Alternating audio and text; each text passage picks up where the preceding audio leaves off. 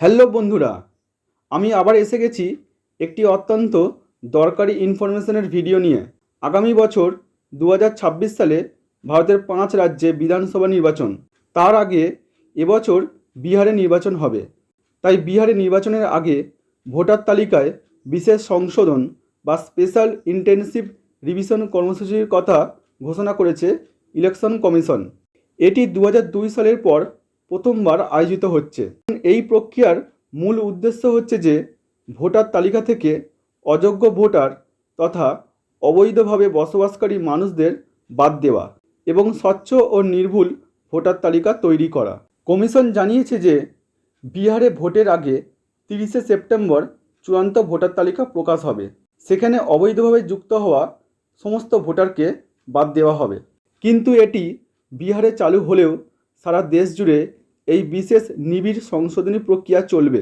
কমিশনের খবর অনুযায়ী 2026 সালে পশ্চিমবঙ্গ বিধানসভা নির্বাচনের অনেক আগেই এই প্রক্রিয়া শুরু হয়ে যাবে। তাই এই বিশেষ সংশোধনী প্রক্রিয়া সম্পর্কে সচেতন থাকা এবং প্রয়োজনীয় নথি প্রস্তুত রাখা প্রত্যেক ভারতীয় নাগরিকের জন্য অত্যন্ত গুরুত্বপূর্ণ। আপনার এলাকায় যখন বিএলও অফিসাররা এসে তথ্য সংগ্রহ করবেন, তখন তাদের সহযোগিতা করা এবং ইনকোয়ারির সমস্ত তথ্য দেওয়া একান্ত জরুরি। কারণ এই এসআইআর প্রক্রিয়ার জন্য তথ্য না দিলে ভোটার লিস্ট থেকে নাম বাদ যেতে পারে। বিভিন্ন তথ্য থেকে জানা যাচ্ছে যে 2002 সালের আগে যাদের ভোটার তালিকায় নাম ছিল তাদের জাতীয়তার প্রমাণ না দিলেও চলবে, কিন্তু বিএলও আসলে তাদের কাছে একটা ফর্ম জমা দিতে হবে। এই ফর্মটা অনলাইনেও জমা দেওয়া যেতে পারে। কিন্তু 2002 সালের পরে যাদের ভোটার তালিকায় নাম উঠেছে তাদের বেশ কিছু ডকুমেন্ট রাখা খুবই দরকার। নির্বাচন কমিশনের নির্দেশ অনুযায়ী 11টি ডকুমেন্টের মধ্যে যে কোনো একটি ডকুমেন্ট থাকলেই চলবে। এই ডকুমেন্টগুলো আমি পরপর বলছি। 1 নম্বর ডকুমেন্টটি হলো যে কোনো কেন্দ্র বা রাজ্য সরকার স্বীকৃত কর্মচারী বা পেনশনভোগীকে দেওয়া পরিচয়পত্র, অর্থাৎ পিএসইউ বা পিপিও। 2 নম্বরটি হলো ব্যাংক, ডাকঘর, এলআইসি, পিএসইউ কর্তৃক 1/7/1987 সালের আগে জারি করা পরিচয়পত্র। 3 নম্বরটি হলো নির্দিষ্ট কর্তৃপক্ষ দ্বারা জারি করা জন্ম শংসাপত্র বা বার্থ সার্টিফিকেট। 4 নম্বরটি হলো পাসপোর্ট।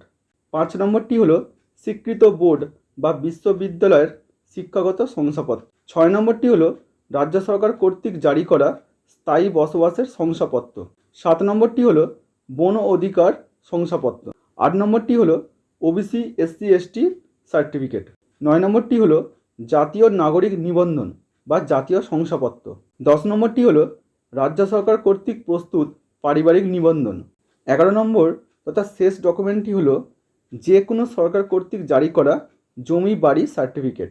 এক্ষেত্রে একটা কথা জেনে রাখা ভালো যে আধার কার্ড কোনোভাবেই নাগরিকতা প্রমাণে বৈধ নয়, এটি কেবল পরিচয়ের প্রমাণপত্র। পাশাপাশি প্যান কার্ডও বৈধ হবে কি না সে বিষয়ে সুপ্রিম কোর্টে এখনও বিচারাধীন। অতএব উল্লেখিত সমস্ত ডকুমেন্টের মধ্যে যে কোনো একটি থাকলেই যথেষ্ট। তবে সর্বশেষ পাওয়া তথ্য অনুযায়ী বলা যাচ্ছে যে 4টি ডকুমেন্টের মধ্যে যে কোনো একটি ডকুমেন্ট থাকলেই ভারতের নাগরিকতা প্রমাণে সাহায্য করবে। এই ডকুমেন্টগুলি আমি আবার বলছি।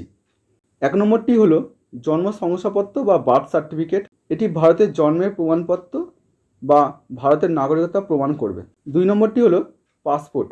এর দ্বারা প্রমাণিত হয় যে উদ্দিষ্ট ব্যক্তি ভারতের নাগরিক। 3 নম্বরটি হলো জাতীয় শংসাপত্র। এটি ভারতের জাতীয়তা প্রমাণ করে এবং নাগরিকতা নিশ্চিত করে। 4 নম্বরটি হলো নাগরিকত্ব সার্টিফিকেট বা রেজিস্ট্রেশন সার্টিফিকেট। এটি সাধারণত বিদেশি নাগরিকদের জন্য স্বরাষ্ট্র মন্ত্রক দ্বারা দেওয়া হয়। অর্থাৎ বন্ধুরা, এটা দেখা যাচ্ছে যে 2026 সালে পশ্চিমবঙ্গে বিধানসভা নির্বাচনের আগে এই সংশোধনী প্রক্রিয়া শুরু হবে এবং সমস্ত ভোটারকে বেশ কিছু ডকুমেন্ট রেডি রাখতে হবে। বর্তমানে বিহারে নির্বাচনের জন্য এই সংশোধনী প্রক্রিয়া চলছে এবং তার পরিপ্রেক্ষিতে এই যাবতীয় ডকুমেন্টের লিস্ট প্রকাশিত হয়েছে। কিন্তু পশ্চিমবঙ্গে যখন এই তথ্য সংগ্রহের প্রক্রিয়া শুরু হবে তখন কিছু ডকুমেন্টের পরিবর্তন হতে পারে।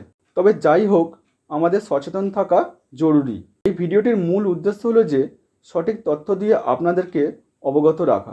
আপনাদের যদি কোনো প্রশ্ন থাকে তাহলে অবশ্যই কমেন্টে জানাবেন এবং ভিডিওটি যদি তথ্যবহুল মনে হয় চ্যানেলটিকে সাবস্ক্রাইব করে পাশে থাকবেন। আমি আবার আসছি পরবর্তী ভিডিও নিয়ে। নমস্কার।